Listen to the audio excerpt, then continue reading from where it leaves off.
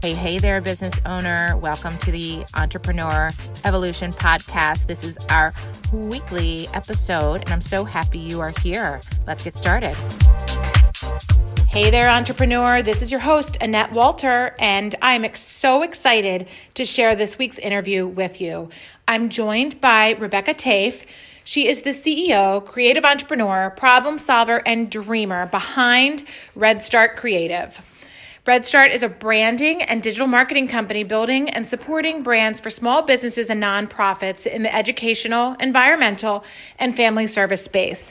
She is a genuine, real, and just amazing person. You are going to enjoy this conversation. You're going to walk away feeling motivated, feeling inspired, feeling like you've gained a lot of solid nuggets of information. And make sure you check the show notes because she drops a lot of really good information, and I made sure that I linked everything below for you in case you wanted to access these resources or learn more about them.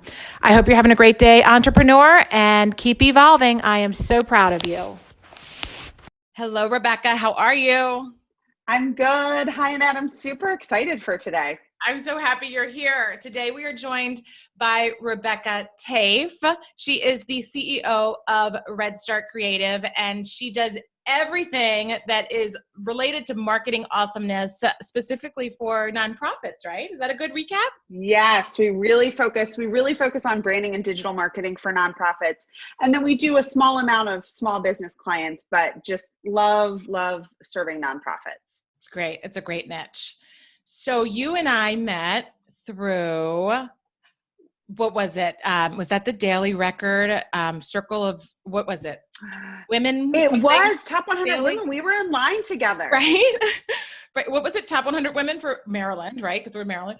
And I just remember your hair always looks on point. I don't know how you do that. Okay. And it took me until 40 to figure that out. Okay. So let's just put that out there. Give me any hope because I'm way past 40, but okay. So, and then I just remember you looking back at me like, we need to talk. And I'm like, oh, okay. I don't know who you are, but I like you already. So that was great. So obviously so many awards under your belt and just a really, really amazing company with amazing people.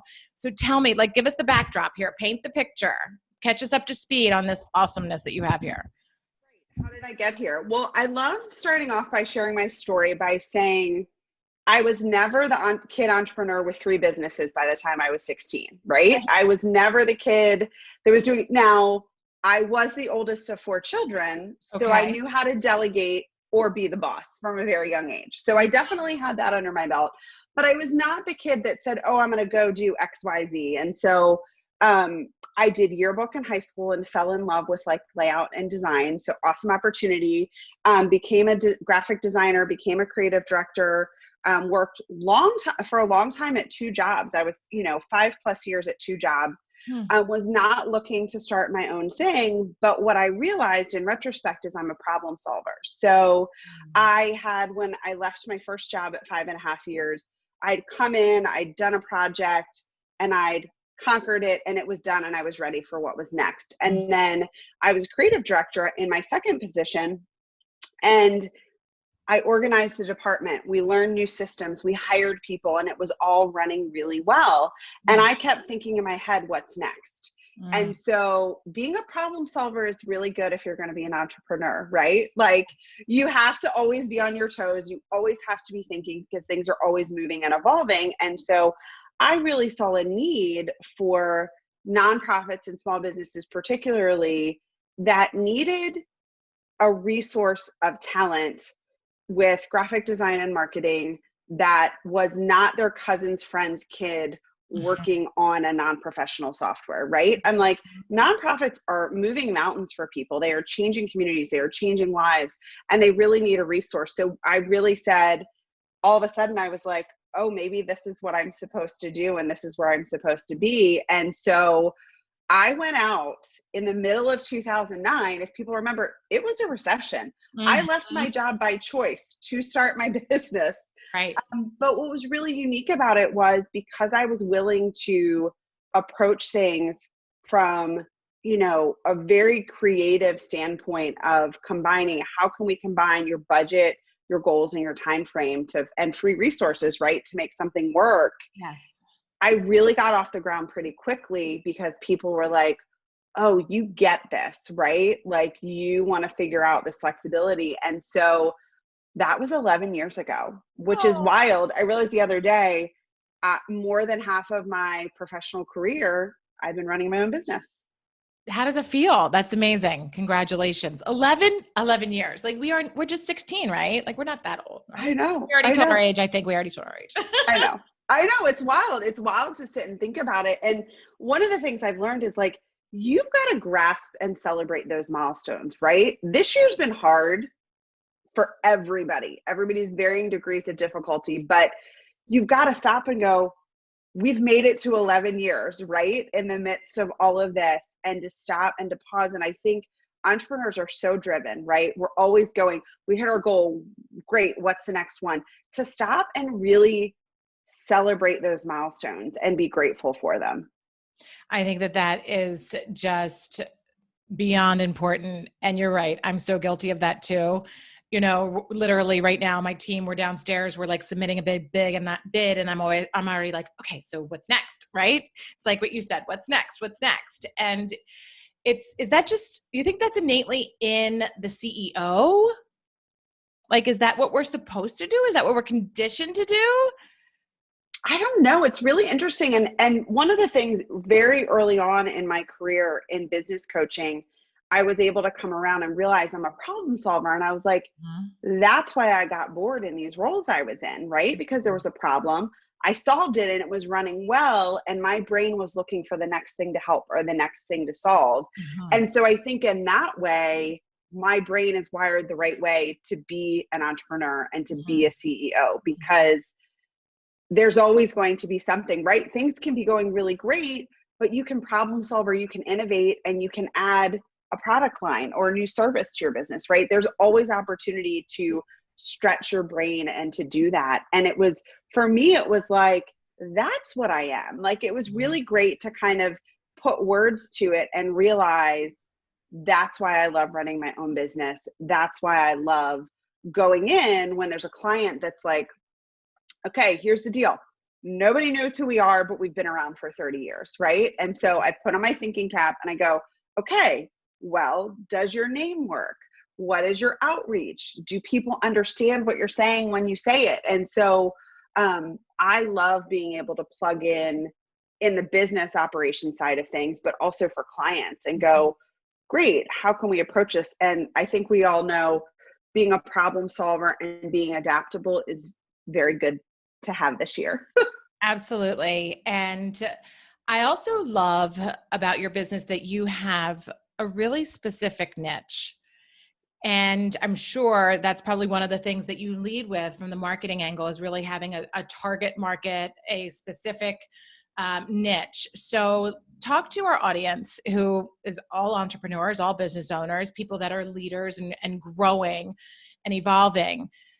Talk about the niche importance a little bit. Right. And how to get there too. And I think when you start your business, right, you're going to try a lot of things and you're going to see what fits. You might go into your business thinking, you know what, I really want to do marketing for wellness professionals, right? But you might try that and go, actually, this really doesn't work so well. You know, I had the idea of nonprofits and small businesses, but it took a while to realize what types of nonprofits were lighting us up. And what we realized when we talked as a team, the clients that were exciting us the most, we realized were in education and environmental and community work and in family support services. We realized those were the ones that we were having, you know, just the most passion about, the most excitement about. So I think it takes time and you can always evolve it. I think recently too, we've delved into doing some work in the mental health space, which has been really great, very important, very relevant now, which, you know, I wouldn't have said 3 years ago when we did that. And when you're thinking about your niche, I would look at, one, where are you needed? And two, where are you lit up the most? Where are you the most excited? You know, you as the CEO, but also your team. What is your team drawn towards? Right. And then you can kind of piece that together and go, actually, look at how many of these types of clients that we've done, and we've done the work really well. Our clients have been happy, and it's been really fun. Mm-hmm. So what keeps you going outside of the actual work and being lit up by the client and the actual work? What makes you tick? What makes you get out of bed in the morning and keep going through challenging times? Yes. That is a really good question. And I think this year is a really big year to reflect on that. So again, I don't want to say I'm an accidental entrepreneur. I just wasn't the kid that knew from a really young age. Mm-hmm. Once I got into it, I'm like, this is what I'm doing, right? I felt like I'm really good at this. I like doing this. And the other thing is I know what my strengths are, and I know where I need to pull people in to support me, which I think is so, so important of an entrepreneur. And so for me, I feel like, circling back to what's my purpose? Why am I doing this? And pure and simple, we're doing this because we're working with organizations that are impacting lives across the board, right? We changed our tagline in the last few years to empowering positive change. And that means you can be a business, you can be a nonprofit, you can be any type of organization, but you're mission driven, right? You're mission minded. And so again, it might be transitional housing for women and children. Mm-hmm. It might be, free counseling for people, mm-hmm. Free legal services for people. But we're working with people that are making life change. So we could talk all day long about marketing and how great that is, and it lights my team up.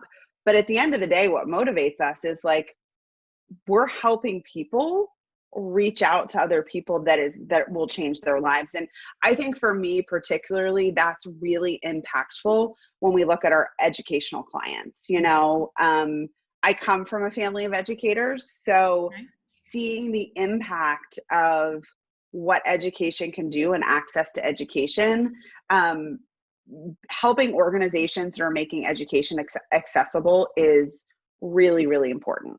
Yes. And everything, as you said, keeps changing, and you keep on changing, and you keep evolving, and your team and your company. And when you can lead with a purposeful mission, like empowering positive change, right?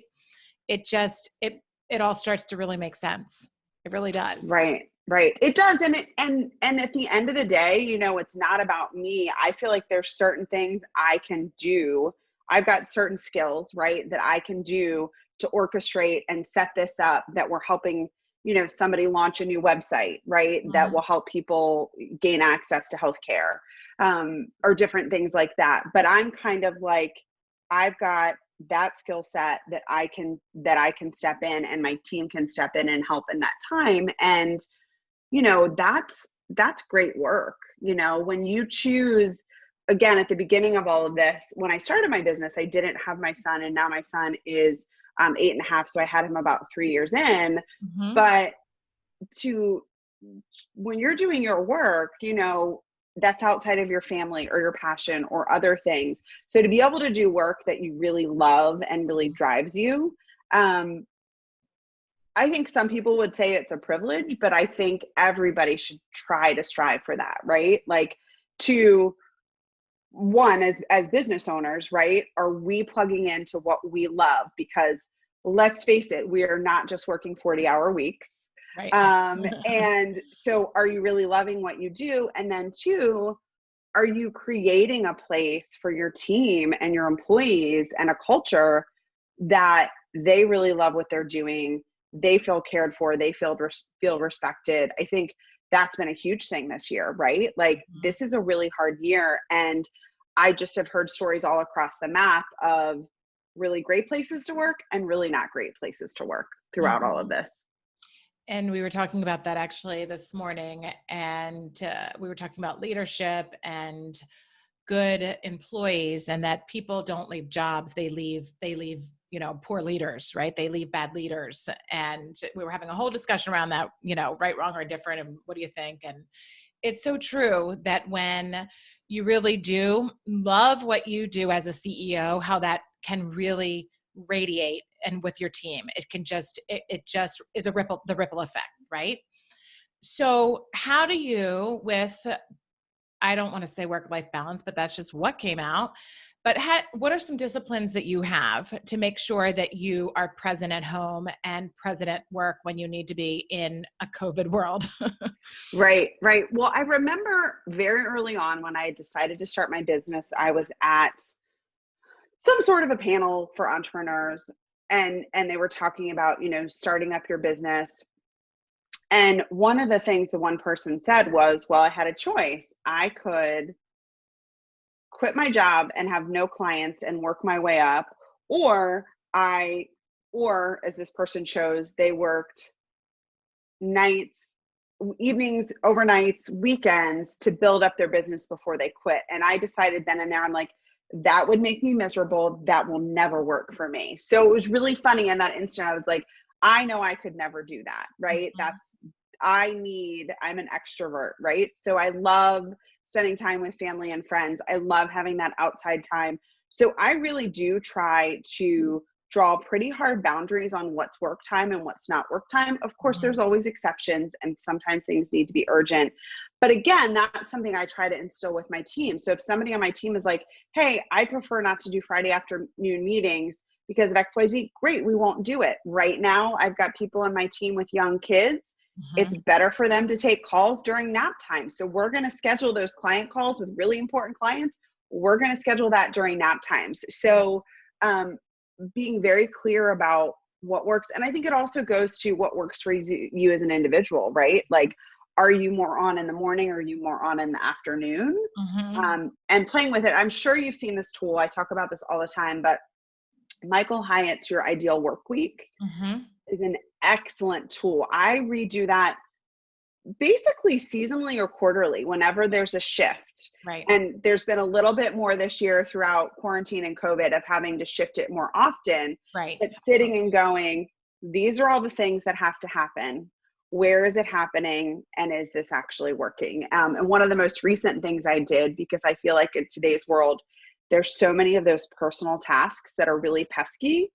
And I've made Friday my pesky task day. Right. All the small, little, easy, I bump those all till Friday, and I knock off what I can off the list, and what doesn't get done gets bumped to the next week. So it gives me the focus,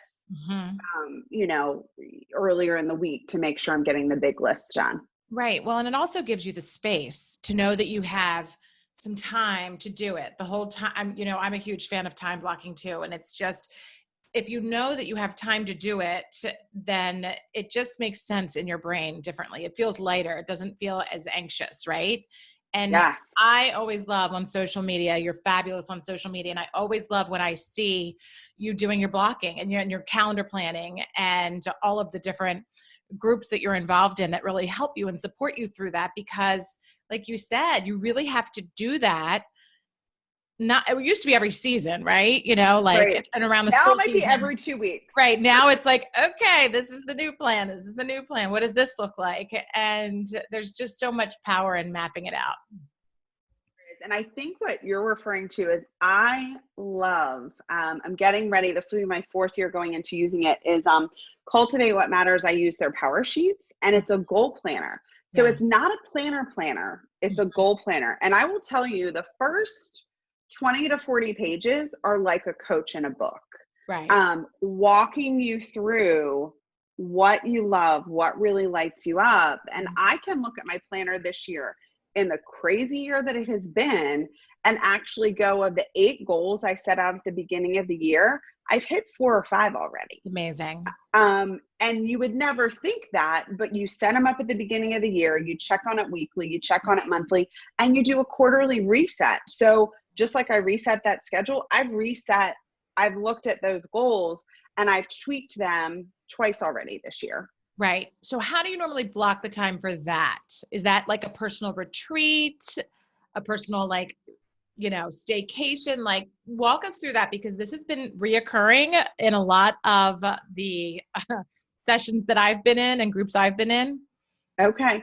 So what I typically do, I'm a self-admitted type A person. I think my most favorite thing about owning a business is business planning and visioning, and going, great, here's the plan and the vision. And then I get super into Excel spreadsheets, like to like plan out the numbers with it. I don't know why. I'm a type A creative. So I'm a creative person, but I just love being in and mapping it out. And so for me, I really like to block out time in early December, and I sit down and I go through that goal planner. And in that goal planner, I've got work goals, I've got personal goals, and it can all blend together. And so you really take a dedicated time, you take a couple of days, and I'm actually thinking about that. How am I going to do that this year? Because last year they had an in-person conference. This year they actually have a day conference they'll do virtually, but I'm like, how am I going to manage that at home? Right. To make it feel like it's that special time, right? Like it's that special time. Yeah. To get away. So I might even just go to a hotel in Baltimore and just sit down and do it. But you do that big work at the beginning, but then you have and I can actually show you here. I have every month you have what is like your tending list. Yeah. So I kind of have a list of the things that I wanted to do. I should be checking this off weekly, but I haven't been, but I can look at this and go, great, we did this. I'm working on these different things, and you can chart your progress. So you have monthly, you look where you are and what you want to do. And weekly you go, all right, am I on track? And then I love the opportunity every quarter, right? Do a refresh. Yes. Maybe your goals, some of them are done. Some of them are irrelevant, and maybe you have new ones. And so, I would say definitely this year I missed more months than others, but still plugging back into that quarterly time. And I would say the quarterly, I definitely try to spend about a half day on that. Right. But otherwise I can look and I can prep for a month in an hour. Right. You know, they've got these great worksheets. Look at your goals. What small steps are you making towards them this month? And you can do it. And I have an accountability group with it too. So I have 3 other business owners that I'm with, and we talk about it, and that really helps. There is so much power in that. And I am always telling everyone out there, if you don't have your outlet, find it, because there's so many different resources out there. And, you know, it's powerful and productive, and it's a safe zone to really hold you accountable. So, and it gives you almost that formula for success, right? So when you don't hit the goals, or you have to change the goals, talk about the emotion behind that. Do you ever beat yourself up, feel guilty? You know, are you down on yourself? Do you snap out of it? Like, what's your kind of rebound, I'd say? That's such a great conversation for this year, right? Because I know we headed into this year. We had our biggest year ever last year. We were going to grow this year. Right. We had so many people felt that way. Right. Like it was just, the team had synced up, like everything was just awesome. And then you have COVID happening. And what's the first thing people cut out of their budgets? Marketing. They cut marketing before they cut people's hours. So I think that's certainly been a challenge. We're probably at about 60% of what we were last year.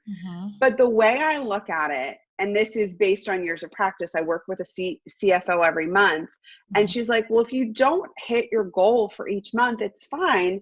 You just revise your budget forecast for later on, whether you're above or below goal. So for 7 years, I've been revising a budget forecast every month. So going into this year, thankfully, I had the skills to know, well, we're going to throw the budget forecast out of the window. We're going to do a new one for this year. And our monthly meetings are going to be that much more important this year. So really that practice of letting go and taking the pressure off of myself to hit those numbers, because I'm the business development person. So if we're not hitting sales numbers, that falls on me, right? So learning to give myself a lot of grace with that. And if I hadn't been practicing that before this year I think would have been a lot harder. But knowing that sometimes there are things beyond your control that go up and down. And we had, which again, I love looking back at life and going, so that thing back there was really preparing me for this. We had a big project back in 2017, signed on the dotted line. It was a government project, and they saw the proposed federal budget and they were like, yeah, never mind. We're going to cut this whole thing. And it was 2 projects, and it was $80,000 in the last 6 months of our year. And it was crazy. Again, pointing to working with a CFO, that government work was more than 50% of our revenue for the whole year, those two projects, 3 years prior. And so we kept going, make it less of the pie. Yes. So we were able to survive. And again, there was a year where I had to go through and had to go, all right, what's our bare minimum, right? Let's just keep swimming. And so really for the rest of 2017, it was keep swimming. And so that experience has given me this year to keep swimming, right? And keep looking at it and to go, I will say there's one thing certainly about this year is I'm not the only one in that boat. So it feels a little less lonely in that boat, that so many business owners are just shifting and pivoting and innovating and, you know, coming up with new and innovative things. But again, I think you look at the track record of practices you've put in place and habits. And I think giving yourself grace is so huge as a business owner, especially for people that are really driven people. I don't know. Have you read that article? I'm kind of obsessed with it, but it was the one, your surge capacity is deleted. I haven't. It's depleted. Send it to me. Oh, it was talking about why this situation is really hard, particularly for type A's or overachievers, because we're used to setting a goal, doing the steps and hitting our goal, right? But this year there's so much out of our control. And for people that are very driven, something that you're good at all of a sudden is gone, right? So I'll send that to you, but it really resonated with me, and it was a great lesson. It was like, look, you can't win all the time. Right. But I love the words that you're using there. And you said it a couple times, practicing, practicing grace and practicing this. It's not a flip of a switch. It's almost like that conditioning, like working on that muscle to make yourself a little stronger through every situation. And, you and I, you started your business in 2009. I had my former company in 2008. And, you go through the recession, right? You go through the 2008, economic downturn, and then COVID happens. There will be something else, right? There will be something else. Who knows what it is? We probably can't even understand what it is today, but there will be something. Yeah. It'll be something 10 years from now that will be conditioned and better and stronger. And because we're practicing, right? And you don't have to get it perfect. You just have to keep on practicing and give yourself grace. So I love how you said that. Yeah. And I like what you said too about practicing and not having it be perfect. One of the things that I love, thinking again from a problem solving perspective, or thinking from, that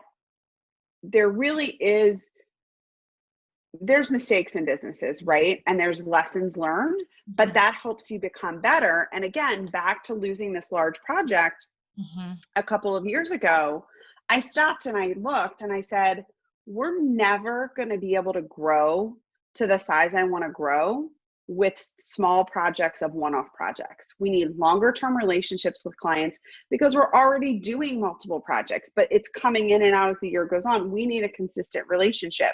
So coming out of that year, I thought we need to have monthly meetings with our regular clients. We need to look at 12 months and say, we're going to do 6 print projects for you for 6 months, or we're going to help you every month with your digital marketing, writing content and doing your social. And wouldn't you know, it was that lesson that came out of that year that set us up coming into this year with 12-month contracts. Yes. If I didn't have 6 and 12-month contracts heading into this year when the bottom fell out in March, it'd be a very different story. So I can look back and say, not only did I learn the practice and the hard work, but something that was a direct result, a shift in my business. My business was good, but if I didn't have that shakeup, I wouldn't have evolved to this point. And that's how we've survived this year. Absolutely. And, at the time, it feels like a punch in the gut, right? Like, oh my goodness, somebody just took all of the air out of my body. How did that happen? Why did that happen? Right? And you go through that kind of thing, like that feeling. And I remember when you were restructuring, I remember when you were working on it, and you really that's what I've always admired about you is your kindness, and you are so deliberate and so focused and hardworking, and you really have those disciplines and those boundaries and that focus that it's just there's so many great qualities that are just, you're so smart too. It's like amazing. Thank you. That's very nice. You know, I always really look back. I always like to say I'm very fortunate that I have the parents that I have, right? Like, I have amazing parents. I've termed it like they just led by example, you know, and we went to church, and that was wonderful and great, but they also put so much in practice, right? They taught us how to save our money, to give our money. They taught us how to volunteer from a young age, right? Like, I was doing volunteer work with them probably in elementary school and middle school, like before it was like required. And so when you have that type of a foundation, and also responsibility, again, I was the oldest, I had 3 younger brothers. So I was taught responsibility at a very young age. And so all of that stuff, I really think about my parents, and I think about, I went to an all women's liberal arts college. And I think about those 2 components, and those 2 components are basically what gives me the confidence. One time I was going to this meeting, and I thought I was going to be like a small group. And I literally walk into a boardroom with 20 people. And I was like, all right, I guess I'm going to give a little bit of a fancier presentation, you know, but it's given me the confidence to go, okay, here's the situation. Here's how we're going to adapt to it. And here's how we're going to do it. And not everybody has the fortune of those great foundations. But you can always learn from something really crazy that happens. And I think it's important, again, don't beat yourself up about it. So sometimes we're going to make decisions in business we think are going to work out well, and they might not, you know? So whether that's with a client or whether that's with a team member or an employee, all of those things they'll happen, right? And the difference is that you get back up and you say, okay, here's where we could have done better, and let's move on. I'm a very big proponent of, when there are mistakes, when there are different things, you own up to it. You say, here's how we could have done differently. And then you move on, right? You can't stay stuck there. Absolutely. Absolutely. So many good nuggets of information here. I love your problem solving, the question of just what's next, you know, all of the empowering positive impact. So let's end on a couple of fun notes here. What's your favorite business book? Your favorite business book recommendation?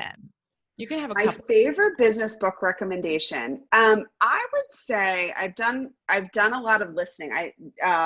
Disclaimer, I listen to business books. Okay. Because if I try to read them like business, if I try to read them like fiction, I fall asleep. Yeah, I really love the Being Boss book. I think it's 2 or 3 years old. I love the Being Boss book. I love the Being Boss podcast, because I started listening to that maybe 6 years ago. And what I loved about it that really resonated it with me was, you know who you are, you know what your strengths are. Right. Now go create your business and go do your thing. And don't worry about the constructs of how business is supposed to be. And it was a very early podcast, but it was kind of about like the new professionalism, right? Like, everybody doesn't have to walk into a room with a suit, but everybody can walk into a room and be respectful and treat other people kindly and look them in the eye and follow up and different things like that. And I was just like, great, this feels really good. And so what I like about their book is it has a lot of hands-on activity. So there's an activity you can go through there and you can figure out your values, right? Like, you can sit down and go, what are your core values? How does that reflect in your business? You can sit down. I think they have another one. It's the chalkboard exercise. And you can say, this is the amount of money I want to make this year. Let's divide it up by quarter, and let's divide it up by projects. And that's such a valuable tool. It's great. So it's like a book, but it also has worksheets. Yes. I love it. I love it. So what is next, and what can we do for you? How can we help you, Rebecca, and help Redstart? Any big asks here? Anything that we can help you with? Gosh, what is next? Well, I'm in a coaching group, and our assignment was, what's your next big idea? And I'm like, oh, I feel like I just did 2 of them, right? Like, Right. so we are playing around with, do so much work with nonprofits. We're kind of playing around with, maybe a partner with a fundraising consultant, because that could be a value add for our client. And so it's very interesting. I felt like I had arrived at a place that I knew, and then I got pushed a little, right? And Of so course. Yes, that's we're great. playing around with this. The other thing we're doing this year is typically every other year, we do what we call our Jumpstart for Pro Bono. So we'll do a full rebrand for a baby nonprofit, like a 1 to 3-year-old nonprofit.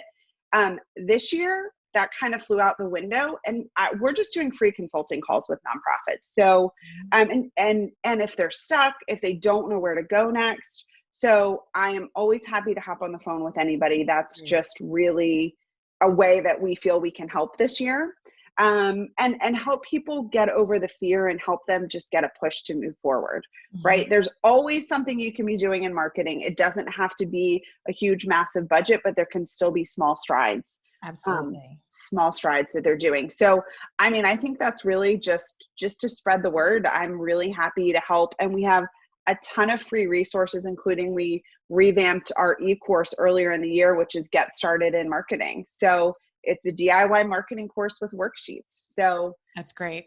That's great. Just whatever I can do to help people this year. That's what I'm really I think that's really my role, right? How we can all help each other just move forward. And we will be sure to drop the intro call or the reach that you have to help nonprofits in the notes, and any other resources that you've mentioned. Just send to me and I'll be sure to drop them so the audience can access them and gain them here.